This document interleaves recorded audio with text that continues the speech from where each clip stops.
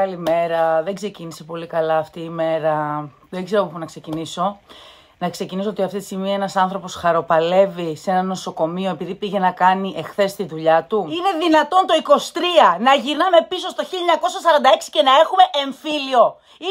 Είναι δυνατόν να είσαι άνθρωπος και να ρίξεις σε άνθρωπο ναυτική φωτοβολίδα? Ειλικρινά, τι ψυχή έχεις μέσα σου, εσύ ρε άνθρωπε που το έκανες αυτό? Γίνεται όλο αυτό το πράγμα που γίνεται, να προσευχηθούμε όλοι για αυτόν τον άνθρωπο να ζήσει, να επιστρέψει στο σπίτι του, στην οικογένειά του. Αλλά το άλλο, καταλαβαίνω. Τον ένοχο όχι απλά πρέπει να τον βρείτε, πρέπει να τον κρεμάσετε. Πρέπει να σαπίσει στη φυλακή ένα τέτοιο πράγμα.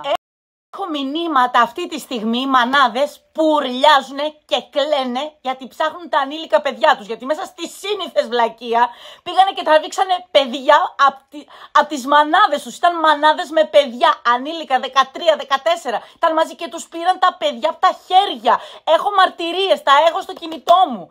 Γι' αυτό σηκώθηκα και είμαι σε αυτή την κατάσταση. Από χθες παλεύουν γονείς να μάθουν το πού είναι τα παιδιά τους, το τι έχει συμβεί. Δεν δίνουν καμία πληροφορία, δεν επιτρέπουν σε δικηγόρους καμία επικοινωνία.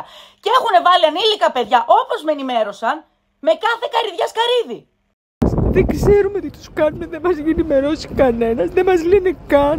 Αν είναι μέσα, ψάχνουν οι μισοί γονείς στη Γαδά, οι μισοί στη Μεταγωγών. Δεν ξέρουν πού τα παιδιά μας, δεν μπορούμε να τα βρούμε. Πολύ καλά κάνατε και κινητοποιηθήκατε τόσο γρήγορα και πρέπει να βρεθεί ο ένοχος και να πληρώσει.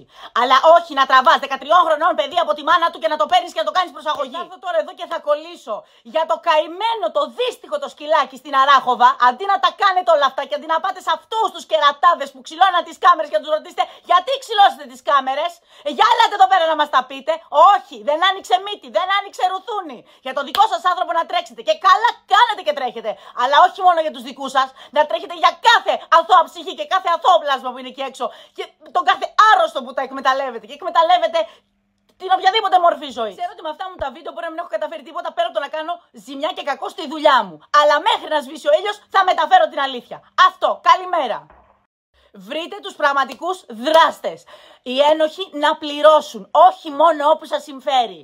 Γιατί όταν θέλετε να βρείτε κάποιον, τον βρίσκετε αποδεδειγμένα. Απόδειξη το χθεσινό περιστατικό. Επειδή είναι συνάδελφός σας, δεν πέρασε κουνούπι χωρίς να συλληφθεί.